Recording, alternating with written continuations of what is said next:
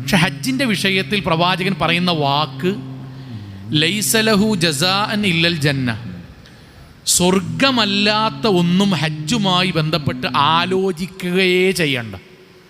ഹജ്ജിന് ഒരാൾ അധ്വാനിച്ചവിടെ എത്തിയാൽ അത് അള്ളാഹു സ്വീകരിച്ചാൽ സ്വർഗമല്ലാത്ത ഒന്നും അയാൾക്ക് പടച്ചോൻ കൊടുക്കൂല. അത്രയും കണിശമായി സ്ഥിരപ്പെടുത്തി അള്ളാഹ് പറയാൻ അയാൾക്ക് സ്വർഗം ഉറപ്പാണ്. പ്രവാചകൻ സല്ലല്ലാഹു അലൈഹി വസല്ലം വീണ്ടും പറയാൻ, മൻ മാത ഫീ ത്വരീഖി മക്ക ദാഹിബൻ ഔ റാജിഅ, ഒരാൾ ഹജ്ജിന് വേണ്ടി മക്കത്തേക്ക് പോയി, ഹജ്ജ് നിർവഹിക്കാൻ വേണ്ടി പോകുകയാണ്, നല്ല നിയ്യത്തോടു കൂടി നിർവഹിക്കാൻ വേണ്ടി പോകുകയാണ്. ഇനി നിർവഹിച്ച് കഴിഞ്ഞ് നാട്ടിലേക്ക് വരികയാണ്. രണ്ടുമാകും, ഒന്ന് ഹജ്ജിന് പോയിട്ടുള്ളൂ ചെയ്തിട്ടില്ല, രണ്ടാമത്തെ ആൾ ചെയ്തിട്ട് നാട്ടിലേക്ക് വരികയാണ്, നാട്ടിലേക്ക് എത്തിയിട്ടില്ല. അതിനിടയിൽ അയാൾ മരണപ്പെട്ടു, രോഗം വന്നിട്ട് മരിച്ചു, ആക്സിഡൻ്റ് പറ്റി മരിച്ചു, അല്ലെങ്കിൽ ശാരീരികമായ അവശത വന്ന് അവിടെ നിന്ന് മരിച്ചു, പോകുന്നതിനിടയിൽ ആക്സിഡൻറ്റ് എന്തെങ്കിലും സംഭവിച്ചു അയാൾ മരണപ്പെട്ടു. ലം യുഅറദ് വലം യുഹാസബ് വഗുഫിറ ലഹു, പരലോകത്ത് അല്ലാഹു അയാളെ വിചാരണക്ക് പോലും എടുക്കില്ല, അയാളുടെ ഗ്രന്ഥം അല്ലാഹു പരിശോധിക്കുക പോലുമില്ല, അയാൾക്ക് അല്ലാഹു ഒരു പാപം പോലും നിലനിർത്തുകയേയില്ല, വിചാരണക്ക് പോലും വിധേയമാക്കാതെ അല്ലാഹു അയാളെ സ്വർഗത്തിൽ പ്രവേശിപ്പിക്കും. ഹജ്ജിന് പുറപ്പെട്ടാൽ മതി, നല്ല നീയത്തോടുകൂടി തൗഹീദോടുകൂടി പുറപ്പെട്ട് നിർവഹിക്കാൻ സാധിച്ചിട്ടില്ലെങ്കിൽ പോലും വിചാരണയില്ലാതെ സ്വർഗത്തിൽ പ്രവേശിക്കുന്നവരാണ് ഹജ്ജിന് പോകുന്നവരും ഹജ്ജ് കഴിഞ്ഞ് തിരിച്ചു വരുന്നവരും. സഹോദരങ്ങളെ, പ്രവാചകൻ സല്ലല്ലാഹു അലൈഹി വസല്ലം പറഞ്ഞ ഒരൊറ്റ ഹദീസ് കൂടി പറയാൻ. പ്രവാചകൻ പറഞ്ഞു, വിശ്വാസികളായി നമ്മൾക്ക് അറിയുന്നതിന് വേണ്ടി പറയാൻ, മഹാനായ അംർ ബിൻ ആസ് റളിയല്ലാഹു അൻഹു അദ്ദേഹത്തിനോട് ഇസ്ലാമിനെ കുറിച്ച് പ്രവാചകൻ നിങ്ങൾക്ക് പറഞ്ഞു തന്ന 1-2 വാക്യങ്ങൾ പറഞ്ഞു തരൂ എന്ന് പറഞ്ഞപ്പോൾ അദ്ദേഹം പറഞ്ഞൊരു വാചകം, ഇന്നൽ ഇസ്ലാം യഹ്ദും മാ കാന ഖബ്ലഹു, ഒരാൾ ഇസ്ലാമിലേക്ക് പ്രവേശിച്ചു എങ്കിൽ ഇസ്ലാമിൻ്റെ മുമ്പുള്ള അയാൾ ചെയ്ത എല്ലാ പാപങ്ങളും പടച്ച തമ്പുരാൻ അയാൾക്ക് പുറത്തു കൊടുക്കും. നമ്മൾക്കറിയുന്ന കാര്യമാണ്. വഅന്നൽ ഹിജറത തഹ്ദും മാ കാന ഖബ്ലഹ, ഒരാൾ ഹിജറ പോയി അള്ളാഹിൻ്റെ മാർഗത്തിൽ, ഹിജറയുടെ മുമ്പ് അയാൾ ചെയ്തിട്ടുള്ള എല്ലാം പടച്ചോൻ പുറത്തു തരും.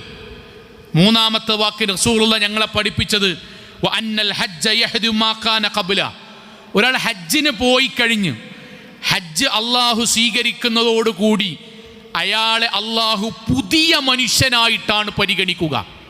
നമ്മൾ ഫോൺ വാങ്ങുന്നു, ഫോൺ 1 വർഷം ഉപയോഗിക്കുന്നു, പിന്നീട് നമ്മൾ കംപ്ലീറ്റായി അത് റീബൂട്ട് ചെയ്യുന്നു, അതിലെ മുഴുവൻ കാര്യങ്ങളും രണ്ടാമത് മുഴുവനായി കഴുകിക്കളഞ്ഞൊരു പുതിയ ഫോൺ എടുക്കുന്ന പോലെ ഹജ്ജിന് പോയി വരുന്ന ഒരാളെ അള്ളാഹു പരിഗണിക്കുക പുതിയ ഒരു മനുഷ്യനായിട്ടാണ്. അയാളിൽ പിന്നീട് വരുന്ന അബദ്ധങ്ങളെ ഒന്നാമത്തെ തെറ്റായിട്ടാണ് അള്ളാഹ് പരിഗണിക്കുക. അല്ലാതെ ഇത്രയും കാലം ചെയ്തത് അള്ളാഹു അതോടുകൂടി അയാളെ പുതിയൊരു മനുഷ്യനാക്കുന്നതോടുകൂടി അള്ളാഹു കഴുകിക്കളയും. സഹോദരങ്ങളെ, ബാക്കി ഏത് അമലുകൾ ചെയ്യുന്നതിനെ ഹജ്ജുമായി തുലനപ്പെടുത്തുമ്പോൾ പ്രവാചകൻ സല്ലല്ലാഹു അലൈഹി വസല്ലം പറഞ്ഞ വാചകം കമാ ബൈന മത്ലഇ ശംസി ഇലാ മഗ്രിബിഹാ, ബാക്കി ഏത് കർമ്മവും ഹജ്ജും തമ്മിലുള്ള വ്യത്യാസം, ഉദയവും അസ്തമയവും തമ്മിൽ എത്ര വ്യത്യാസമുണ്ടോ അത്രമാത്രം വ്യത്യാസമുണ്ട് ബാക്കി ഏത് കർമ്മവും ഹജ്ജും. സഹോദരങ്ങളെ, അള്ളാഹു നമ്മൾക്ക് ഹജ്ജ് ചെയ്യുവാനും അതുവഴി സ്വർഗം ലഭിക്കുവാനും അതുവഴി അള്ളാഹുവിൻ്റെ പ്രീതി ലഭിക്കുവാനും കഴിയുന്ന വിശ്വാസികൾ നമ്മൾ ഉൾപ്പെടുത്തുമാറാകട്ടെ. സഹോദരങ്ങളെ, പറഞ്ഞത് ഹജ്ജിന് ഇത്രമാത്രം പുണ്യമുണ്ട്, ഡസൻ കണക്കിന് 100ഓളം വരുന്ന ഹദീസുകളിൽ വരുന്ന അള്ളാഹുവിൻ്റെ പ്രവാചകൻ പറഞ്ഞ വാക്കുകളിൽ 1-2 മാത്രമാണ് നമ്മൾ ഖുത്ബയിൽ പറഞ്ഞത്. ഇവിടെ പ്രധാനമായൊരു കാര്യമാണ് ഇനി ബാക്കി പറയാനുള്ളത്. ഇത്രയും പ്രധാനമാണ് ഇസ്ലാമിലെ ഹജ്ജ്, ഇത്രയും പുണ്യമാണ്. സഹോദരങ്ങളെ, എങ്കിൽ ആ ഹജ്ജുമായി ബന്ധപ്പെടുത്തി നമ്മൾ അറിയേണ്ട ഖുർആനിൻ്റെ ഒരായത്തുണ്ട്. അതിപ്രകാരമാണ്, വലില്ലാഹി അലന്നാസി ഹിജ്ജുൽ ബൈത്തി മനിസ്തതാഅ ഇലൈഹി സബീല. ഇവിടം മുതലാണ് നമ്മുടെ വിഷയം ആരംഭിക്കുന്നത്.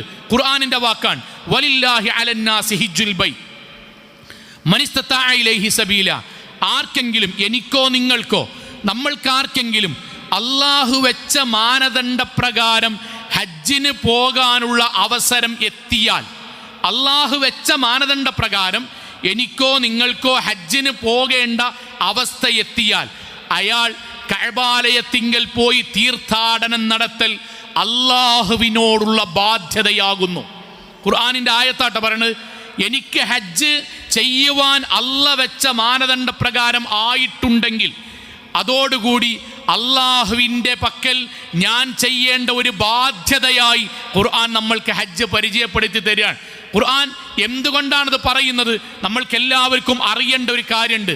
ഹജ്ജ് എന്ന് പറയുന്നത് എന്താണ്? ഇസ്ലാം കാര്യം 5 എണ്ണമാണല്ലോ. ആ 5 കാര്യങ്ങളും ഇസ്ലാം വെച്ച മാനദണ്ഡ പ്രകാരം അവസരമെത്തിയാൽ അത് ചെയ്യുമ്പോഴാണ് ഒരാൾ പൂർണ്ണമായ മുസ്ലിം ആവുക. മനസ്സിലാകുന്നതിന് വേണ്ടി ഒന്നുകൂടി പറയാം. ഇസ്ലാമികമായ ഒരാൾക്ക് പ്രായപൂർത്തിയായി, അയാൾക്ക് ശുദ്ധിയുണ്ട് എങ്കിൽ അയാൾ നമസ്കരിക്കുമ്പോഴേ അയാൾ പൂർണ്ണ മുസ്ലിം ആകുള്ളൂ. ഒരാൾക്ക് ഇസ്ലാമികമായി അഖലുണ്ട്, ബുദ്ധിയുണ്ട്, ഇസ്ലാമികമായ പ്രായപൂർത്തിയായി, അയാൾക്ക് ആരോഗ്യമുണ്ട് എങ്കിൽ അയാൾ റമദാനിൽ നോമ്പ് നോൽക്കുമ്പോഴേ അയാൾ പൂർണ്ണമായ മുസ്ലിം ആകുള്ളൂ. സഹോദരങ്ങളെ, ഇസ്ലാം വെച്ച മാനദണ്ഡ പ്രകാരം ഹജ്ജ് ചെയ്യേണ്ട മാനദണ്ഡം എന്നിലെത്തിയിട്ടുണ്ട്, നമ്മളിൽ എത്തിയിട്ടുണ്ട്. അത് ഞാൻ നിർവഹിക്കുമ്പോഴേ ഞാൻ ഇസ്ലാമികമായി പൂർണ്ണ മുസ്ലിം ആവുകയുള്ളൂ. അതാണ് ഹജ്ജ്. ഇതാണ് ഹജ്ജ്. ഇത് നമ്മൾക്ക് ബോധ്യമുണ്ടാകണം. ഇസ്ലാമിലെ 5 സ്തംഭങ്ങളിൽ 5ാമത്തേത് ഹജ്ജാണ് എന്ന് പറഞ്ഞാൽ എനിക്ക് ഇസ്ലാമികമായി മാനദണ്ഡമെത്തിയാൽ ഹജ്ജ് നിർവഹിക്കൽ പുണ്യമാണെന്നാണോ? അല്ല. ഹജ്ജ് നിർവഹിക്കൽ നിങ്ങൾക്ക് പ്രബലമായി സുന്നത്താണെന്നാണോ? അല്ല. ഹജ്ജ് നിർവഹിച്ചാൽ കൂടുതൽ കൂലിട്ടുന്നാണോ? അതുമല്ല. പിന്നെയോ, മാനദണ്ഡമെത്തിയാൽ അന്നു മുതൽ ഹജ്ജ് നിർവഹിക്കൽ വാജിബും ഫർളുമാണ്, നിർബന്ധമാണ്. നിസ്കാരം പ്രായപൂർത്തിയായ ഒരാൾക്ക് നിർബന്ധമായ പോലെ, നോമ്പ് ഇസ്ലാമികമായി നിയമങ്ങൾ, ഇസ്ലാമിൻ്റെ മാനദണ്ഡങ്ങൾ അനുസരിച്ച് ഒരാൾക്കെത്തിയാൽ അയാൾ നോമ്പ് നിർവഹിക്കൽ അയാൾക്ക് നിർബന്ധമായ പോലെ, സക്കാത്ത് ഇസ്ലാമിക മാനദണ്ഡ പ്രകാരം ഒരാൾക്ക് നിർബന്ധമായ പോലെ, എനിക്ക് ഇസ്ലാമിക മാനദണ്ഡങ്ങൾ ശരിയായാൽ എത്തിയാൽ ഹജ്ജ് നിർവഹിച്ചേക്കാം എന്നല്ല, നിർവഹിച്ചാൽ കൂലുണ്ട് എന്നല്ല, മറിച്ച് നിർവഹിക്കൽ എൻ്റെ മേൽ ഫർളാണ്, വാജിബാണ്. അതുകൊണ്ടാണ് ഖുർആന്റെ വാക്ക് വഅത്തിമ്മുൽ ഹജ്ജ വൽ ഉംറത ലില്ലാഹ്. വിശ്വാസികളെ, സ്വയം പരിശോധിക്കണം. ഞാൻ എന്നോട് പരിശോധിക്കണം. അള്ളാഹുവിൻ്റെ പക്കൽ ഹജ്ജ് നിർവഹിക്കാനുള്ള പൂർത്തീകരണം ഞാൻ പൂർത്തിയാക്കണം. അയക്കണോ? എനിക്കതിൻ്റെ അള്ള പറഞ്ഞ മാനദണ്ഡം എത്തിക്കണോ? എങ്കിൽ ഞാൻ പൂർത്തിയാക്കണം. എന്തുകൊണ്ടാണ് ഖുർആൻ പൂർത്തിയാക്കണം എന്ന് പറഞ്ഞത്? അള്ളാഹുവിനോടുള്ള ബാധ്യതയായിട്ട് കിടക്കുകയാണ് അവിടെ എനിക്കുണ്ടെങ്കിൽ. അപ്പോൾ സ്വാഭാവികമായിട്ട് നമ്മുടെ മനസ്സിലൊരു ചോദ്യമുണ്ട്, എന്താണ് ഹജ്ജ് എനിക്ക് ബാധ്യതയാകുന്നത് എപ്പോഴാണ്? പ്രധാനമായും 3 സമയം 3 കാര്യങ്ങൾ ഒക്കുമ്പോഴാണ്. വിശാലമായിട്ടല്ല പറഞ്ഞത്, ഖുത്ബയുടെ പരിമിതിയിൽ നിന്നുകൊണ്ട് പറയാൻ. 3 കാര്യങ്ങൾ എന്നിൽ വന്നാൽ എനിക്ക് ഹജ്ജ് നിർബന്ധമായി. ആ 3 കാര്യങ്ങൾ എനിക്ക് വന്നിട്ടില്ലെങ്കിൽ ഹജ്ജ് നിർബന്ധമല്ല. പക്ഷെ 3 കാര്യങ്ങൾ എന്നിൽ വന്നാൽ ഹജ്ജ് നിർബന്ധമായി. ഞാൻ അവിടെ മുതൽ നീയത്ത് തുടങ്ങണം, ഞാൻ അവിടെ മുതൽ എൻ്റെ സമ്പത്ത് ശേഖരിച്ചു തുടങ്ങണം, ഞാൻ അവിടെ മുതൽ ഹജ്ജിന് വേണ്ടി തയ്യാറായി തുടങ്ങണം. എൻ്റെ മനസ്സിൽ ബോധ്യമുണ്ടാകണം, അള്ളാഹുവുമായിട്ട് എനിക്കൊരു കരാർ, ഒരു കടം ബാക്കി കിടക്കുന്നുണ്ട്. അത് പൂർത്തിയാക്കി മരിച്ചിട്ടില്ലെങ്കിൽ എനിക്ക് ഫർള് വീടാതെ മരിച്ചവൻ്റെ കുറ്റമുണ്ടാകും എന്ന ബോധ്യം ഉണ്ടാകണം. 3 കാര്യം. 1 അശ്റൂത്തുൽ അവ്വൽ, ഒന്നാമത്തെ ഷർത്ത് ഇസ്തിതാഅത്തുൽ ബദനിയ, ശാരീരികമായ കഴിവുണ്ടാകണം. വിശദീകരിക്കണില്ല, നമുക്കറിയണ കാര്യമാണ്. 2 ഇസ്തിതാഅത്തുൽ മാലിയ, സാമ്പത്തികമായ കഴിവുണ്ടാകണം. അതാണ് വിശദീകരിക്കേണ്ടത്, അത് പറയാം. 3ാമത്തത് ഇസ്തിതാഅത്തുൽ ഉംനിയ, ശാരീരികമായ കഴിവ്, സാമ്പത്തികമായ കഴിവ്, നാട്ടിൽ നിർഭയത്വം, ഇവിടെ നിന്ന് പോകാൻ രാജ്യത്തിൻ്റെ പരിതസ്ഥിതി, ഭരണകൂടം, യാത്ര പോകാനുള്ള സുഖം, നിർഭയത്വം, തിരിച്ചു വരാനുള്ള നല്ല അന്തരീക്ഷം അതുകൂടി ഉണ്ടാകണം. ഈ 3 കാര്യങ്ങൾ നമ്മളിൽ വന്നാൽ, വ്യക്തിപരമാലേക്കട്ടോ, നമ്മളിൽ വന്നാൽ നമ്മൾക്ക് ഹജ്ജ് ചെയ്യാമെന്നല്ല, ഹജ്ജ് നിർബന്ധമായി. എന്നിട്ട് ഖുർആന്റെ വാക്ക് വമൻ കഫറ, ഹജ്ജ് നിങ്ങൾ നിർബന്ധമായാൽ ചെയ്യണമെന്ന് പറഞ്ഞ അള്ളാന്റെ വാക്കാണ്. വമൻ കഫറ, ഒരാൾ ഇതൊക്കെ കേട്ടിട്ട് അയാൾക്കത് മനസ്സിലേ വരുന്നില്ല. വമൻ കഫറ, ഒരാൾ ധിക്കാരിയായിട്ടാണ് ജീവിക്കാൻ ശ്രമിച്ചതെങ്കിൽ അറിയുക, ഫഇന്നല്ലാഹു ഗനിയ്യുൻ അനിൽ ആലമീൻ, പടച്ചോനെ നമ്മൾ ഹജ്ജിന് പോയിട്ട് വേണ്ടട്ടോ, പടച്ചോൻ അങ്ങോട്ട് പോയിട്ട് അവിടുന്ന് കിട്ടുന്ന പൈസ കൊണ്ട് വേണ്ട പടച്ചോൻ ജീവിക്കാൻ. നമ്മളെ ആശ്രയിച്ച് ജീവിക്കുന്നവനല്ല പടച്ചോൻ. അവനവന് വേണ്ടിയാണ് ഹജ്ജ് ചെയ്യേണ്ടത്. ഇത് ഞാൻ പറയാനൊരു കാരണമുണ്ട്. എൻ്റെയും നമ്മളുടെയും മനസ്സിൽ ശൈത്വാൻ ഉണ്ടാക്കി തന്നൊരു ചിന്ത വർഷങ്ങളോളമായി തുടരുന്നുണ്ട്. അതെന്താന്ന് വെച്ചാൽ, ഞാൻ ഹജ്ജിന് ബാധ്യസ്ഥനാകുന്നത് എപ്പോഴാന്ന് വെച്ചാൽ, എൻ്റെ ദുനിയാവിലെ എല്ലാ കാര്യങ്ങളും കഴിഞ്ഞിട്ട് ഹജ്ജിന് പോകാനുള്ള പൈസ എൻ്റെ പക്കൽ ബാക്കിയായാൽ ഞാൻ ഹജ്ജിന് പോകണം. അതുവരെ ഞാൻ ഹജ്ജിന് പോകേണ്ടാത്തവനാണ്. എൻ്റെ മനസ്സെന്താ അറിയോ, ഞാൻ ഹജ്ജിനെ പറ്റി ചിന്തിക്കേ ചെയ്യണ്ട. കാരണം എൻ്റെ ദുനിയാവിൻ്റെ എല്ലാ കാര്യവും കഴിഞ്ഞിട്ട് ബാക്കി പൈസ ഉണ്ടെങ്കിൽ പോയാൽ മതി. സഹോദരങ്ങളെ, എന്താണ് രണ്ടാമത്തെ ഇസ്ലാമികമായ ഷർത്ത്? സാമ്പത്തികമായ കഴിവല്ലേ. എന്താ സാമ്പത്തികമായ കഴിവ് എന്നാണ് ഒറ്റ വാചകത്തുമ്പോ പറഞ്ഞിക്കണ്. എന്താ കഴിവ് അറിയോ? സാമ്പത്തികമായ കഴിവ് ഹാജത്തിഹി അൽ അസ്ലിയ, അടിസ്ഥാന കാര്യത്തിനുള്ള കഴിവ് എന്ന് പറഞ്ഞാൽ, എനിക്ക് സാമ്പത്തികമായി അടിസ്ഥാനകരമായ കാര്യം ഞാൻ എൻ്റെ കുടുംബത്തിനും എനിക്കും ചെയ്തു കഴിഞ്ഞിട്ട് എനിക്ക് ഒരു ഹജ്ജിന് പോകാനുള്ള പൈസ പറമ്പായിട്ടോ ലോക്കറിലായിട്ടോ ആഭരണമായിട്ടോ എൻ്റെ സമ്പത്തായിട്ടോ എനിക്കുണ്ട് എങ്കിൽ ഞാൻ ഹജ്ജ് ചെയ്യാൻ അന്ന് മുതൽ നിർബന്ധിതനാണ്. ഇതാണ് ദീൻ. ഇതാണ് ദീൻ. ഞാൻ വളരെ ലളിതമായിട്ട് എന്തിനാന്ന് പറഞ്ഞറിയോ, നമ്മുടെ മനസ്സിന്ന് ഇത് പോയി. നമ്മുടെ മനസ്സിന്ന് നാട്ടിലെ ആളുകൾ, ഏത് നാട്ടിലെന്ന് പറയാ, ഈ നാട്ടിൽ പലരും പറയുന്നു, ഇൻഷാ അല്ലാഹ് മറ്റൊരു ഖുതീബ് പറയാ, ഹജ്ജിന് പോണ പൈസ ഉണ്ടെങ്കിൽ 4 ആൾക്ക് വീടച്ചൂടേൻ, നിരീശ്വരവാദം തലയിൽ കയറിയ പിന്നെ പറയാ. ആ ആൾക്കാർ പറഞ്ഞുണ്ടാക്കി എന്താ അറിയോ, മുഹമ്മൂദേ, ഫാത്തിമ, ആയിഷ, എൻ്റെ ദുനിയാവത്തെ എല്ലാ കാര്യങ്ങളും നീ വിചാരിക്കുന്നത് പോലെ ചെയ്ത് കഴിഞ്ഞിട്ട് ബാക്കി പൈസ വരികയാണെങ്കിൽ ഹജ്ജിനെ പറ്റി ആലോചിച്ചാൽ മതി. അപ്പൊ നമ്മളോട് ആളുകൾ ചോദിക്കാൻ, എന്താണ് ഇബ്രാഹിം ഖാങ്ങൾ ഹജ്ജിന് പോകാത്തത്? ഇബ്രാഹിം ഖാന്റെ മറുപടി, മുഹമ്മദ് കാക്കാന്റെ മറുപടി, അബ്ദുറഹ്മാൻ ഫാത്തിമാത്താന്റെ മറുപടി, മക്കളൊക്കെ കെട്ടിക്കാണ്ടല്ലോ, അതൊക്കെ കഴിഞ്ഞിട്ട് പോകട്ടെ. ശരി, നിങ്ങൾക്ക് അത്യാവശ്യം സ്ഥലവും പറമ്പും ഇതൊക്കെ ഉണ്ടല്ലോ, പൈസ ഉണ്ടല്ലോ, അതിനിടയ്ക്ക് ഹജ്ജിന് പോയാൽ കല്യാണമൊന്നും കഴിയാതെ എങ്ങനെ ഹജ്ജിന് പോകുക? മക്കളൊരു പഠനത്തിൽ എവിടെ നിന്ന് എത്താതെ എന്തിനാ ഹജ്ജ്? എങ്ങനെയാ ഹജ്ജിന് പോകുക? പേരക്കുട്ടിയാക്കും കൂടി വീടുണ്ടാക്കാതെ എങ്ങനെ ഹജ്ജിന് പോകുക? സഹോദരങ്ങളെ, നിങ്ങൾ ആലോചിച്ച് നോക്കൂ. അടിസ്ഥാനപരമായി എൻ്റെ കുട്ടിയുടെ കല്യാണം അടിസ്ഥാനപരമായ കാര്യമാണ്, ഒരു സംശയമല്ല. പക്ഷെ ആ അടിസ്ഥാനത്തിൽ കല്യാണത്തിൻ്റെ എത്ര റുപ്യ പെടുക? ഒരു 100 ആളുകളെ വെച്ച് ഒരു നേരത്തെ ഭക്ഷണം കൊടുക്കലാണ് അടിസ്ഥാനം. അതല്ലേ അടിസ്ഥാനം? അതല്ലേ കൂട്ടേണ്ടത്? അതല്ലേ ഇസ്ലാമികമായി കൂട്ടേണ്ടത്? ഞാൻ 1000 ആളെ വിളിക്കുക, കുഴപ്പമില്ല, ഇസ്ലാമിൽ ഹലാലായ രൂപത്തിൽ ചെയ്താൽ മതി. പക്ഷെ അതെൻ്റെ അടിസ്ഥാന ചെലവാണോ? അല്ല. അടിസ്ഥാന ചെലവ് ഇസ്ലാമികമായി നിക്കാഹ, നിങ്ങൾ നിക്കാഹ് പരസ്യപ്പെടുത്തണം, ആളുകളെ അറിയിക്കണം, എന്നിട്ട് മിതമായി ഒരു നേരത്തെ ഭക്ഷണം കൊടുക്കുക. അതാണ് വലീമ, അതാണ് അടിസ്ഥാനം. മറിച്ച് ഞാൻ എന്ത് ചെയ്യാറ് സുങ്ങളെ, എൻ്റെ 1ാമത്തെ കുട്ടിൻ്റെ കല്യാണം 5 ലക്ഷം 6 ലക്ഷം, 2ാമത്തെ കുട്ടിൻ്റെ കല്യാണം 8 ലക്ഷം, 3ാമത്തെ കുട്ടിൻ്റെ കല്യാണം 9 ലക്ഷം, എന്നിട്ട് ഞാൻ 10-20 ലക്ഷത്തിന് കല്യാണം 3 ആൾ നടത്തുക. എന്നിട്ട് ഹജ്ജിന് പോകണ്ടേ എന്ന് ചോദിക്കുമ്പോൾ നമ്മൾ പറയാൻ, കുട്ടിയാളെ കല്യാണം കഴിഞ്ഞപ്പോൾ അതിന് 10-20 ലക്ഷം കഴിഞ്ഞു, ഒരു 5 ലക്ഷം കടം കൂടിയായി, എങ്ങനെ ഹജ്ജിന് പോകാൻ? ഇതെങ്ങനെ കൂട്ടരെ പരലോകത്ത് നമ്മൾ തെളിയിക്കുക? ഇതെങ്ങനെ തെളിയിക്കുക? കഴിയില്ല. കാരണം അള്ളാഹു ചോദിക്കും, നമ്മളോട് ചോദിക്കും, ഹജ്ജ് സ്ഥിരപ്പെടൽ, അടിസ്ഥാന പണം കഴിഞ്ഞിട്ട് ഹജ്ജിനുള്ള പണമുണ്ടായാൽ നമുക്ക് നിർബന്ധമായി. സഹോദരിമാരെ, സാധാരണഗതിയിൽ നിങ്ങൾ റമദാൻ സക്കാത്തുമായി ബന്ധപ്പെട്ട് ചോദിക്കലുണ്ടല്ലോ, 50 പവൻ എത്രയാണ് സക്കാത്ത്? 70 പവൻ എന്താണ് സക്കാത്ത്? ബാപ്പ കല്യാണം കഴിക്കുന്ന സമയത്ത് എനിക്ക് 60 പവൻ തന്നാൽ ശരി, ഉമ്മമാരോട്, ഇവിടെ ഇരിക്കുന്ന ഉമ്മമാരെ, നമ്മുടെ ലോക്കറിലും ദേഹത്തുമുള്ള നമ്മുടെ സമ്പത്ത് നമ്മളൊന്ന് കണക്കൂട്ടി വെക്കുക. വേണ്ട 50 പവൻ ഉണ്ട് എന്ന് വെക്കുക, 25 വേണ്ട 20 ലക്ഷം, 7 ലക്ഷം മതി ഏറ്റവും കൂടിയിട്ട് ഹജ്ജിന് പോകാൻ. 7 ലക്ഷത്തിൻ്റെ മുകളിൽ പൈസ ഉണ്ട്. എന്തേ നമ്മൾ ഹജ്ജിനെ പറ്റി ചിന്തിക്കാത്തത്? അതിനൊരു കാരണമുണ്ട്. തൗഹീദുള്ള മുസ്ലിമായൊരു സഹോദര മനസ്സിൽ ശൈത്താൻ ഉണ്ടാക്കിയതാണ്. എന്താ അറിയോ? 3 കുട്ടികളെ കെട്ടിക്കാനില്ലേ? ശരി, ആ കുട്ടിയെ, എൻ്റെ പെൺകുട്ടിയെ കെട്ടിക്കുന്നതിന് ഇസ്ലാമികമായി ആഭരണത്തിന് ഞാൻ പണം ചെലവഴിക്കുന്നില്ലേ, അത് നാട്ടിലെ ഉറഫാൻ, ചെലവഴിക്കാം, ഒരു സംശയമല്ല.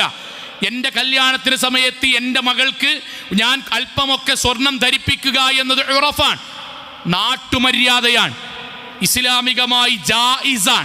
എന്നാൽ ഫർളാണോ? അല്ല. എൻ്റെ മകളെ ഇസ്ലാമികമായി നിക്കാഹ് ശരിയാകാൻ അവളെ ആഭരണം ധരിപ്പിക്കണമെന്നുണ്ടോ? ഇല്ല. ഞാൻ അവൾക്ക് ആഭരണം ധരിപ്പിക്കുക എന്നത് ഇസ്ലാമികമായി ജായിസാണ്. എന്നാൽ ഉമ്മമാരെ, എന്നാൽ 20 ലക്ഷം രൂപ നിങ്ങളുടെ കയ്യിലുണ്ടെങ്കിൽ 7 ലക്ഷത്തിന് നിങ്ങൾ പോകേണ്ട ഹജ്ജ് നിങ്ങൾക്ക് ഫറലാണ്. ഫറലിന് വേണ്ടി ഇസ്ലാമികമായ ഫറൽ ഒഴിവാക്കിയിട്ട് ജായിസ് എടുത്ത് ഈ നാട്ടിൽ ഞങ്ങൾക്ക് ഹജ്ജില്ല എന്ന് പറയുന്നത് ഖബറിൽ തെളിയിക്കേണ്ടി വരും, പരലോകത്തും തെളിയിക്കേണ്ടി വരും. ഇതിങ്ങനെ പറയുന്നത് കുറ്റപ്പെടുത്തിയുള്ള സുഹൃത്തുക്കളെ, ഞാനടക്കം എൻ്റെ കുടുംബത്തെ ഓർത്തിട്ടാ പറയണത്. ചിന്താഗതിയിലാണ് മാറ്റം. സഹാബാക്കൾക്ക് പൈസ ഉണ്ടായിട്ടല്ല, ചിന്താഗതിയിൽ മാറ്റം ഉണ്ടായി. ആ ചിന്താഗതിയാണ് വെള്ളിയാഴ്ച ഖുതുബ കൊണ്ടും ഖുർആൻ ഓതുനോണ്ടും നമ്മൾക്കുണ്ടാകേണ്ടത്. ചിന്താഗതിയിലാണ് മാറ്റം. എൻ്റെ കയ്യിൽ എപ്പോഴാണ് ഹജ്ജ് നിർബന്ധമാകുക? എല്ലാ വീട് പണിയും കഴിഞ്ഞ്, കല്യാണം കഴിഞ്ഞ്, പേരക്കുട്ടിക്ക് വീടുണ്ടാക്കി കഴിഞ്ഞ് അവസാനം ഞാൻ മരിക്കാൻ കിടക്കുമ്പം എൻ്റെ കയ്യിൽ 25 ലക്ഷം ബാലൻസ് ഉണ്ടെങ്കിൽ അപ്പം ഞാൻ ഹജ്ജിന് പോകാം എന്ന് ഏത് അറബി കിതാബിൽ നിന്നാണ്, ഏത് പ്രവാചകന്റെ ഹദീസിൽ നിന്നാണ്, ഏത് സഹാബാക്കളുടെ ഖൗലിൽ നിന്നാണ്, ഏത് ആസാറിൽ നിന്നാണ് നമ്മൾ കിട്ടിയത്? കിട്ടിയിട്ടില്ല. അങ്ങാടി എന്ന് പറഞ്ഞുണ്ടാക്കിയതാണ്. അങ്ങാടിന്ന്. സഹോദരങ്ങൾ, ഇസ്ലാമികമായ നിയമം എന്താ അറിയും? ഇസ്ലാമികമായ നിയമം പ്രവാചകൻ സല്ലല്ലാഹു അലൈഹി വസല്ലം പഠിപ്പിച്ച സഹാബാക്കളെ അവരുടെ ജീവിതത്തിൽ കാണിച്ച കടിശത, അവരുടെ ജീവിതത്തിൽ കാണിച്ച ഉമർ ഇബ്നു ഖത്താബ് റളിയല്ലാഹു അൻഹു ഭരണാധികാരിയായിരുന്ന സമയത്ത് അദ്ദേഹം പറഞ്ഞൊരു വാക്കുണ്ട്, മല്ലം യംനഅഹു മിനൽ ഹജ്ജി ഹാജത്തുൻ ളാഹിറ. ഒരാളെ ഹജ്ജിന് നിർവഹിക്കാൻ അള്ളാഹു അയാൾക്ക് തൗഫീക്ക് നൽകിയിരിക്കുന്നു. പക്ഷെ അദ്ദേഹം എന്ത് ചെയ്തില്ല? പ്രത്യക്ഷമായി അദ്ദേഹത്തിന് കഴിയും, പക്ഷെ അദ്ദേഹം ചെയ്തില്ല. ഔ സുൽത്താനൻ ജാഇർ, അയാൾക്ക് പ്രത്യക്ഷമായ പ്രയാസങ്ങളില്ല, ഭരണാധികാരികളെ കൊണ്ടുള്ള ബുദ്ധിമുട്ടില്ല. ഔ മറദുൻ ഹാബിസ്, പോകാതിരിക്കാൻ മാത്രം അയാൾക്ക് അസുഖവുമില്ല. അയാൾ ഹജ്ജ് ഇങ്ങോട്ടും ചെയ്തില്ല. സഹാബാക്കളെ വാക്കട്ടോ, ഫമാത്ത, എന്നിട്ട് അയാൾ മരിച്ചു. നമ്മളെ പറ്റി ആരെ പറ്റി ആലോചിക്കണ്ട. എനിക്ക് പറമ്പുണ്ട്, ലോക്കറിൽ പൈസയുണ്ട്, ഹജ്ജിന് പോകാനുള്ള എത്ര ഉറുപ്പ്യ നമുക്കറിയാം, അതിൻ്റെ കയ്യിലുണ്ട്, ബാക്കിയുള്ള എനിക്ക് പൂർത്തിയാക്കാനുള്ള പൈസ ഉണ്ട്, ഇങ്ങോട്ട് ഞാൻ ചെയ്തില്ല. ഫമാത്ത, ആക്സിഡന്റ് പറ്റി ഞാൻ മരിച്ചു, അറ്റാക്ക് വന്ന് ഞാൻ മരിച്ചു, രോഗം വന്ന് ആശുപത്രി കൊണ്ടുപോയി, എനിക്ക് ക്യാൻസറാന്ന് പറഞ്ഞു, പിന്നെ ഇങ്ങോട്ട് പോകുന്നില്ല, നിർവഹിക്കാൻ കഴിഞ്ഞ ഞാൻ മരിച്ചു. സഹാബാക്കളുടെ വാക്കെന്തറിയോ? ഫൽയമുത് ഇൻഷാ അല്ലാഹ് യഹൂദിയൻ ഔ നസറാനിയൻ. നബിന്റെ വാക്ക് പ്രകാരം അയാൾ ജൂതനോ നസറാനിയോ ആയിട്ടായിരിക്കും മരിക്കുക. ആ പേടിയോണ്ടാണ് ഞങ്ങൾ ജീവിക്കുന്നത്. ഈ ബോധം, ഈ പറഞ്ഞ ബോധം ഉണ്ടല്ലോ, ആ ബോധം നമ്മുടെ വീട്ടിലെ എത്ര ആളുകൾക്ക് ഞാനടക്കമുണ്ട്. പടച്ചോൻ, എനിക്ക് കഴിവുണ്ടായിട്ട് ഞാൻ ചെയ്തിട്ടില്ലെങ്കിൽ മുസ്ലിം അല്ലാതെ ഒരു വേള ഞാൻ മരിക്കേണ്ടി വരുന്നുള്ള പേടി, ആധി, അതുണ്ടാകണ്ടേ സോങ്ങളെ? അതല്ലേ കാഴ്ചപ്പാടിലുള്ള മാറ്റം? അതല്ലേ നമുക്ക് ഖുതുബോണ്ട് കിട്ടേണ്ടത്? അങ്ങാടിയത്തെ ആൾക്കാരെല്ലാം കഴിഞ്ഞിട്ട് മതിയടാ സോങ്ങൾ. അതിനെന്താ സോങ്ങൾ നമ്മൾ മുഅ്മിനാകണത്? അതിനെന്തിനാ മുഅ്മിനാണ്? അതേ ആൾക്കാരാ പറഞ്ഞത് നബി ഒറ്റവട്ടല്ലേ ഹജ്ജിനെ പോയിട്ടുള്ളൂ. അല്ല, തെറ്റാണത്. നബിക്കൊരു തവണ ഹജ്ജിന് അവസരം ഉണ്ടായിട്ടുള്ളൂ, അതാ ശരി. റസൂൽ സല്ലല്ലാഹു അലൈഹി വസല്ലം ഒരു തവണ ഹജ്ജ് ചെയ്യാൻ അവസരം ഉണ്ടായിട്ടുള്ളൂ. അബൂബക്കർ സിദ്ദീഖ് റളിയല്ലാഹു അൻഹു എത്രയോ വർഷം ഹജ്ജ് ചെയ്തു. ഇതെന്തിനാ പറഞ്ഞ റസൂലേ? നമ്മുടെ നാട്ടിലുണ്ട് തിരുപ്പ്, ആ പൈസ കൊണ്ട് ഇങ്ങനെ ചെയ്തൂടെ? ആയിരക്കണക്കിന് വീട് വെച്ച് കൊടുത്ത ആളുകളോട് പറയാൻ ഈ പൈസയും കൂടി അങ്ങനെ ചെയ്തൂടെ? ഇൻഷാ അല്ലാഹ് മറ്റൊരു സമയത്ത് പറയാം. സഹോദരങ്ങളെ, നമ്മുടെ മനസ്സിൽ ഉണ്ടാകേണ്ട തീരുമാനതാണ്. പലരും, ഞാൻ ആക്ഷേപിച്ചു കൊണ്ടേ അല്ല പറഞ്ഞത്, എന്തേ ഹജ്ജിന് പോകാത്ത? പൈസ ഉണ്ടല്ലോ. അപ്പോൾ കട നടത്തിയിരിക്കണ്, കടണ്ട് മൗലവി 10-15 കൊല്ലായില്ലേ, ഒരു മാസം ഇവിടുന്ന് വിട്ടുന്ന കട പിടുത്തം വിടും. ഹജ്ജിന് പോകാതൊക്കെ ഉള്ള കാരണമാണ്. ഒരു മാസം എളാപ്പാൻ്റെ കുട്ടിയുണ്ട്, മൂത്താപ്പാൻ്റെ കുട്ടിയുണ്ട്, എൻ്റെ ചെറിയ മകനുണ്ട്. പക്ഷെ ഓരെ ഏൽപ്പിച്ച് പോകാൻ എനിക്ക് ധൈര്യമല്ല. ധൈര്യം വേണ്ട. സ്ലാബ് താഴത്തേക്ക് വീണിട്ടോ ഓണാക്കിൻ്റെയൊക്കെ ഷോക്കടിച്ചിട്ടോ അവിടുന്ന് മരിക്കുമ്പോൾ അള്ള ചോദിക്കും, പോകാൻ കഴിഞ്ഞിട്ടില്ലേ? ഇല്ല. എളാപ്പാൻ്റെയും മൂത്താപ്പാൻ്റെയും കുട്ടിനോട് ഖബർക്ക് എടുത്തേക്കാൻ വേണ്ടി പറഞ്ഞോളാന്ന് പറയും. സോളെ, സമ്പത്തിനെ പേടിച്ചിട്ട് പോകാതെക്കുക. സഹോദരിമാരെ, സഹോദരങ്ങളെ, നമ്മളോടാണ് ആലോചിക്കണ്ടേ, നമ്മളിതിൽ പെടുവോ? മറ്റൊരു തെറ്റിദ്ധാരണയുണ്ട്. ആ തെറ്റിദ്ധാരണ എന്താ അറിയോ? പൊതുവെ ഉണ്ടായതാണ്, കടണ്ട് മൗലവി. അതുകൊണ്ട് സോളെ, ഞാൻ ലളിതമായിട്ട് വയ്ക്കാൻ, കടവും ഹജ്ജും തമ്മിൽ എന്താ ബന്ധം? ഈ ഇരിക്കുന്നവരുടെ കൂട്ടത്തിൽ 1 രൂപ മുതൽ ലക്ഷക്കണക്കിന് റുപ്യ കടല്ലാത്ത ഒരാൾ എത്ര ആളുണ്ടാവും? ഈ അങ്ങാടിയിൽ കടല്ലാത്ത ഒരാൾ. നാട്ടിലത്തെ മുഴുവൻ കച്ചവടക്കാരും കടല്ലേ, ഉദ്യോഗസ്ഥന്മാർ കടല്ലേ, കുട്ടിയാൾക്ക് കടല്ലേ? സഹോദരിമാർക്കല്ല, കടമില്ലാത്ത ഒരാൾ ഈ അങ്ങാടിൽ എത്ര ശതമാനം ഉണ്ടാകുക? അപ്പൊ ഇവർക്കാർക്കും സക്കാത്തില്ല, ഇവർക്കാർക്കും സ്വതക്കല്ല. ഇതൊക്കെ നാട്ടുകാർ പറഞ്ഞുണ്ടാക്കിയാണ്. കടവും സക്കാത്തും കടവും ഹജ്ജും തമ്മിൽ നേർക്ക് നേരെ ബന്ധമല്ല. പിന്നെന്താണ്?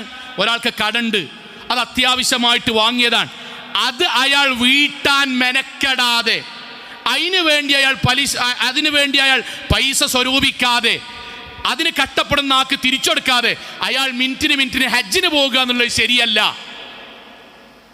അത് തിരിച്ചു കൊടുക്കാതെ അവനെ കഷ്ടപ്പെടുത്തി അയാൾ ഹജ്ജിന് പോലും ശരിയല്ല.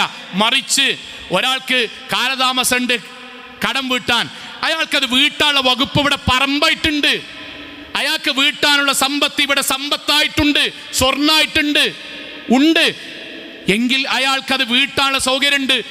ഇത് വീട്ടാൽ അത് വീട്ടാൻ കഴിയുമെങ്കിൽ അയാൾക്ക് ഹജ്ജിന് പോകാം. ഇസ്ലാമിൽ എവിടെയും തടഞ്ഞിട്ടില്ല. ഇതറിയാത്തത് കൊണ്ട് എന്താ പറയുക, സൗദിയിൽ നിൽക്കുന്ന, മക്കയുടെ പരിസരത്ത് നിൽക്കുന്ന സാധുക്കളായ പ്രവാസികൾ അവിടുന്ന് പോയാൽ മതി, ആകെ കുറച്ച് റിയാൽ കൊടുത്താൽ മതി, അവർക്ക് ഹജ്ജിനും ഉംറക്കും പോകൂല. എന്താ അറിയോ? നാട്ടിലത്തെ വീട്ടിലത്തെ കടം വീടിയിട്ടില്ല, വീട് കയറ്റിൻ്റെ 25 കൊല്ലം ഹറമിന്റെ പരിസരത്ത് നിന്നിട്ട് ഒറ്റത്തവണ പോലും ഹജ്ജിന് പോകാത്ത സാധുക്കളുണ്ട്. ഈ തെറ്റിദ്ധാരണ കൊണ്ടാണ് പ്രവാസിയായൊരു മനുഷ്യൻ നിങ്ങൾ എന്നാ കടം വീടുക? നിങ്ങൾ പറയും, പ്രവാസിയായൊരു സാധു മനുഷ്യൻ എന്നാ കടം വീടുക? അയാൾക്ക് കടം വീടാതെ പോകാം. എങ്ങനെയെന്ന് അറിയാം നിങ്ങളെ? ഇതയാൾക്ക് വീടാൻ അയാൾക്ക് അവസരമുണ്ട്, അയാൾ വീട്ടിക്കൊണ്ടിരിക്കുന്നുണ്ട്. ചില നല്ലവരായ അറബി സഹോദരന്മാർ ഫ്രീ ആയിട്ട് കൊടുക്കും, ഫ്രീ ആയിട്ട് പോയിക്കോളൂ, നാട്ടിലുണ്ട്. ചില സമ്മാനങ്ങൾ ഖുർആനുമായി ബന്ധപ്പെട്ടിട്ട് ഹജ്ജോ ഉംറയോ സമ്മാനം ഫ്രീ ആയിട്ട് കിട്ടും. അപ്പോഴും ആൾക്കാർ പറഞ്ഞാണ് എനിക്ക് കടമുണ്ട്. നിങ്ങളെ കടം വീട്ടുക എന്നുള്ളൊരു ഭാഗത്ത് നടക്കണം. അത് ഹജ്ജിനെ തടയുന്ന ഒരു കാര്യമേ അല്ല. ഇതെല്ലാം ആവർത്തിക്കുന്നു, ശൈത്വാൻ നമ്മുടെ മനസ്സിൽ ഉണ്ടാക്കിയ ചിന്തയാണ്. അതുകൊണ്ട് ഖുർആൻ പറഞ്ഞു വിശ്വാസികളായ മനുഷ്യർ ആകരുത് എന്നുള്ളതുകൊണ്ടാണ് ഖുർആൻ അങ്ങനെ തന്നെ പറഞ്ഞു, ഹബ്ബുദ്ദുനിയാ വകറാഹിയത്തുൽ മൗത്ത്, ദുനിയാവിനുള്ള അദമ്യമായ സ്നേഹം. ആ സ്നേഹം ദുനിയാവിൻ്റെ കാര്യങ്ങൾ പൂർത്തിയാക്കണം, ദുനിയാവിൻ്റെ കാര്യം കുറവ് വരാൻ പാടില്ല, അത് മോശമാകാൻ പാടില്ല. അങ്ങനെ വിചാരിക്കുന്നവന് മരണത്തിന് ശേഷമുള്ള ഹജ്ജിനെ പറ്റിയും മരണത്തിന് ശേഷമുള്ള സക്കാത്തിനെ പറ്റിയും മരണത്തിന് ശേഷമുള്ള ദീനിയായ കാര്യത്തെ പറ്റിയും പറയുക എന്നുള്ളത് കറാഹിയത്തിന് വെറുപ്പാണ്. മൗലവിനോടും വെറുപ്പാണ്, ദീനിനോടും വെറുപ്പാണ്, എല്ലാത്തിനോടും വെറുപ്പാണ്. എന്തേ കാരണം? ദുനിയാവ് നഷ്ടപ്പെടാൻ പാടില്ല, അതല്ല ദീൻ. ദുനിയാവ് ശരിയാകണം. പക്ഷെ അടിസ്ഥാന ചിലവ് നമ്മുടേത് കഴിഞ്ഞ് ബാക്കിയുള്ള പണം കൊണ്ട് ഹജ്ജിന് നമ്മൾക്കുണ്ടെങ്കിൽ ഹജ്ജ് നമ്മൾക്ക് ബാധ്യതയായി വരികയാണ്. ഇത് നമ്മൾ മറന്നു പോകരുത്. ഞാൻ സഹോദരിമാരോട് വീണ്ടും പറയാൻ, നമ്മൾ നമ്മുടെ കയ്യിലുള്ള ആഭരണം നോക്കുക. എനിക്ക് ഹജ്ജ് നിർബന്ധമുണ്ടോ എന്ന് സ്വയം പരിശോധിക്കുക. സഹോദരങ്ങളെ, സഹാബാക്കളായ എത്രയോ ആളുകൾ അവിടെ ഖലീഫമാരാകുമ്പോൾ അവർ ചെയ്ത വാചകമുണ്ട്. ഖലീഫമാരാകുമ്പോഴേ അവർ ദുനിയാവിനോട് ചെയ്തിട്ടുള്ള വാക്കുണ്ട്. എന്താണെന്നറിയോ? അവർ ഭരണാധികാരികളാകുമ്പോൾ ഗവർണർമാരെ പറഞ്ഞയക്കും, ഒരു നാട്ടിലേക്ക് ഗവർണർമാരെ പറഞ്ഞയക്കും. എന്നിട്ട്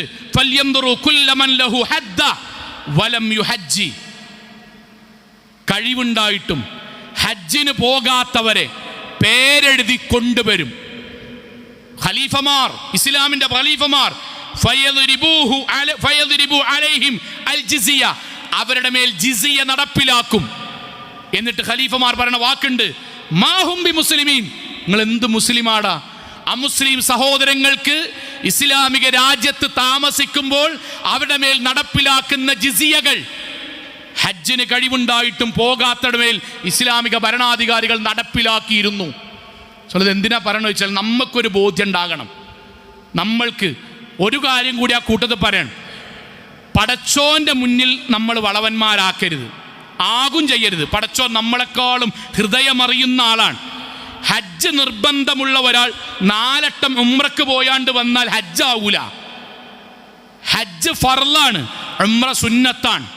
ഹജ്ജ് ഫർളാണ്. എനിക്ക് ഹജ്ജ് ഉണ്ട്, ഞാൻ 4 വട്ടം ഉംറക്ക് പോയി, 2-3 ദിവസം കൊണ്ട് പോയി വന്ന ഗ്രൂപ്പ് പോയി തിരിച്ചെന്നാണ്ട് ഞാൻ ഭയങ്കര സംഭവം അല്ല. ഫർളായ കാര്യമാണ് ഞാൻ നിർവഹിക്കേണ്ടത്. ഉംറക്ക് പുണ്യമുണ്ട്, പുണ്യല്ല എന്നല്ല, പക്ഷെ പ്രാധാന്യമുള്ളത് പടച്ചോന്റെ പക്കൽ എനിക്ക് വീട്ടേണ്ട കടമായിട്ടുള്ളത് ഹജ്ജാണ് എന്ന ബോധ്യം ഉണ്ടാവുക. സഹോദരങ്ങളെ, പറഞ്ഞത് ഇത്രമാത്രമാണ്. നമ്മൾക്കുണ്ടോ എന്ന് നമ്മൾ പരിശോധിക്കുക. ഇത് കുറ്റപ്പെടുത്താനേ അല്ല. അടുത്ത തവണ നമ്മൾക്ക് പോകാൻ ആഗ്രഹിക്കണം. അതിനുവേണ്ടി നമ്മൾ സമ്പത്ത് ശേഖരിച്ചു വെക്കാൻ തുടങ്ങണം. പടച്ചോനോട് പ്രാർത്ഥിക്കണം, കൊതിക്കണം, ആത്മാർത്ഥമായി നാഥന്റെ തൗഫീക്കിന് വേണ്ടി ആഗ്രഹിക്കണം.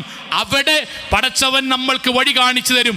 അല്ലാതെ പറമ്പുണ്ട് വിൽക്കൂല, പൈസ ഉണ്ട് ചെലവഴിക്കൂല, നമ്മൾക്ക് ബാക്കിയുള്ള ഷെയർ മാർക്കറ്റ് കിടാൻ പൈസ ഉണ്ട് പക്ഷെ ഹജ്ജിന് പോകൂല, അവനാന്റെ വീട്ടിൽ പണ്ടുണ്ട് ഹജ്ജിന് പോകൂല, എല്ലാ കാര്യത്തിനും കല്യാണത്തിനും സൽക്കാരത്തിനും ആർഭാടം നടത്താൻ പൈസ ഉണ്ട്, 27ന്റെയും 18ന്റെയും ലക്ഷക്കണക്കിന് വണ്ടി വാങ്ങാൻ പൈസ ഉണ്ട്, ഹജ്ജ് നിർബന്ധമായിട്ടില്ല എന്നത് അള്ളാഹുവിൻ്റെ മുന്നിൽ നമ്മൾക്ക് പറഞ്ഞു നിൽക്കാൻ കഴിയില്ല. ആഗ്രഹിക്കുക, കൊതിക്കുക, പ്രാർത്ഥിക്കുക. അള്ളാഹു അനുഗ്രഹിക്കുമാറാകട്ടെ. അൽഹംദുലില്ലാഹ് വസ്സലാത്തു വസ്സലാമു അലാ റസൂലില്ലാഹി വഅലാ ആലിഹി വസഹ്ബിഹി അജ്മഈൻ. അമ്മാ ബഅദ തഖുല്ലാഹി ഇബാദല്ലാഹ്.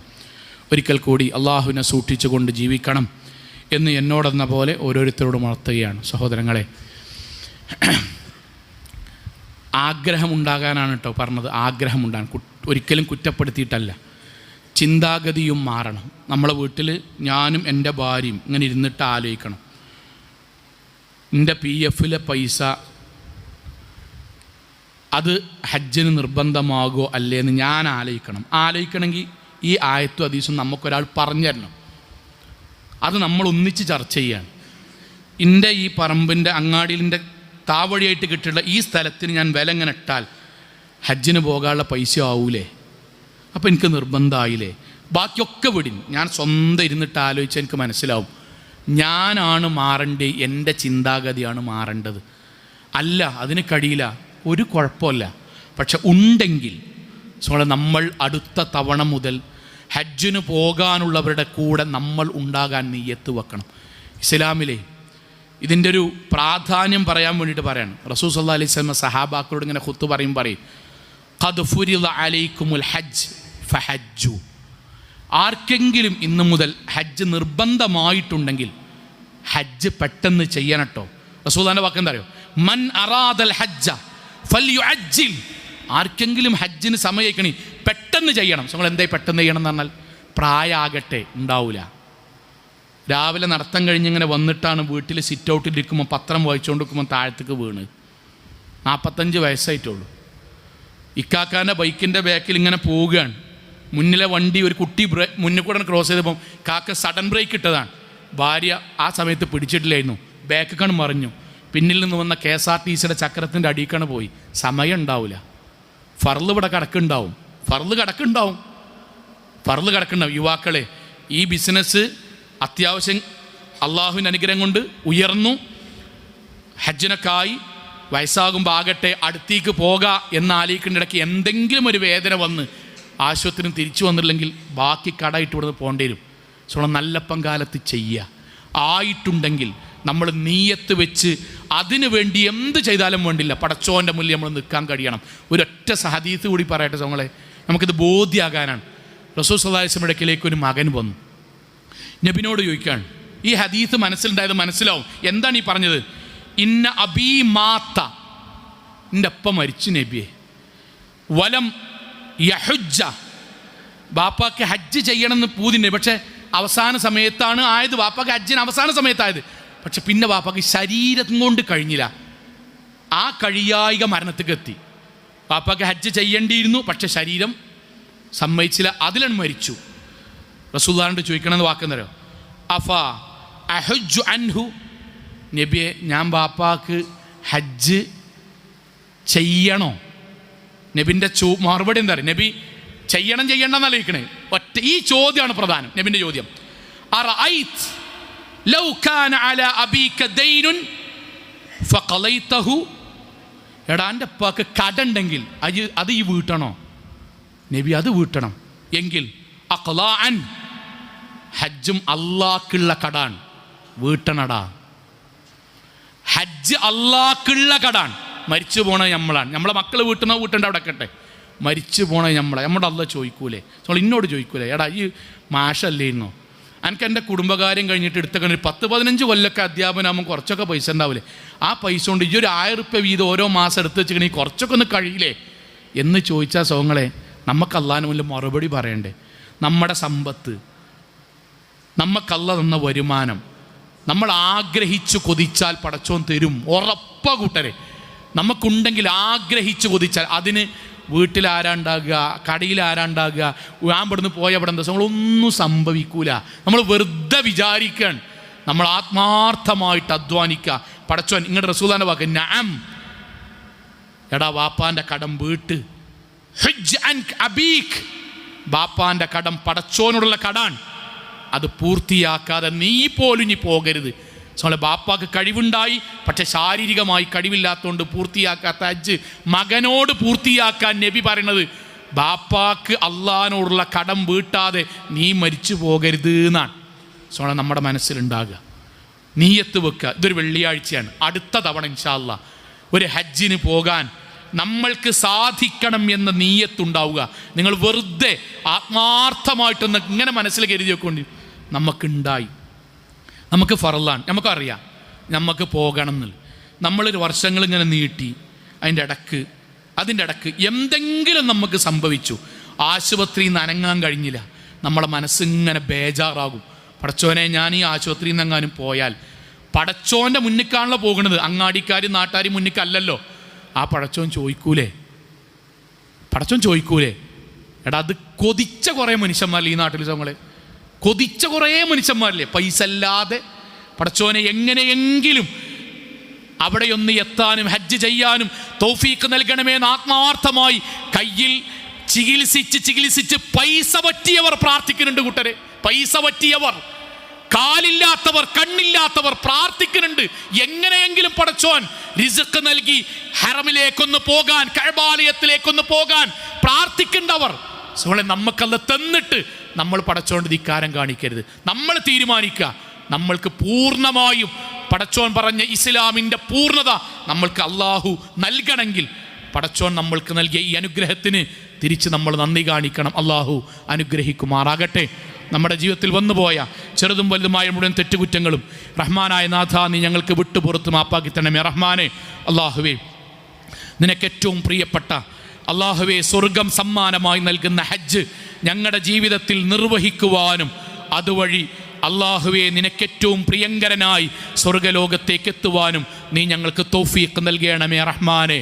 അള്ളാഹുവേ, ഞങ്ങളുടെ നാട്ടിൽ നിന്ന് ഹജ്ജിന് പോയ മുഴുവൻ ആളുകൾക്കും നാഥ ഏറ്റവും നല്ല രൂപത്തിൽ ഹജ്ജ് നിർവഹിക്കുവാനുള്ള തൗഫീഖ് നാഥ നീ അവർക്ക് പ്രദാനം ചെയ്യണമേ റഹ്മാനെ. അള്ളാഹുവേ, ഞങ്ങളിൽ നിന്ന് വന്നു പോയിട്ടുള്ള ചെറുതും വലുതും രഹസ്യവും പരസ്യവുമായ എല്ലാ തെറ്റുകുറ്റങ്ങളും റഹ്മാനായ നാഥ നീ ഞങ്ങൾക്ക് വിട്ടുപുറത്ത് മാപ്പാക്കി തരണമേ റഹ്മാനെ. അള്ളാഹുവേ, കത്തിയാൾ നരകത്തിൽ നിന്നും കഠിനമായ ശിക്ഷയിൽ നിന്നും അതിശക്തമായ പരലോകത്തിലെ വിചാരണയിൽ നിന്നും നാഥ നീ ഞങ്ങളെല്ലാവരെയും കാത്തുരക്ഷിക്കണമേ റഹ്മാനെ. അള്ളാഹുവേ, ഞങ്ങളുടെ കൂട്ടത്തിൽ ഒരുപാട് ആളുകൾ ആശുപത്രികളിൽ ICUകളിൽ നാഥ കിടക്കുന്നുണ്ട്. അങ്ങേയറ്റം പ്രയാസപ്പെടുന്ന ആളുകളുണ്ട് നാഥ. എല്ലാവർക്കും നീ രോഗശമനം നൽകി അനുഗ്രഹിക്കണമേ റഹ്മാനെ. അള്ളാഹുവേ, ഞങ്ങളുടെ വരുമാനങ്ങളിൽ നീ ബർക്കത്ത് ചൊരിയണമേ റഹ്മാനെ. അള്ളാഹുവേ, ഞങ്ങളുടെ കടങ്ങൾ പെട്ടെന്ന് വീട്ടാനുള്ള തൗഫീഖ് നൽകണമേ റഹ്മാനെ. അള്ളാഹുവേ, ഞങ്ങളുടെ മക്കളിലും കുടുംബത്തിലും നീ കൺകുളിർമ പ്രദാനം ചെയ്യണമേ റഹ്മാനെ.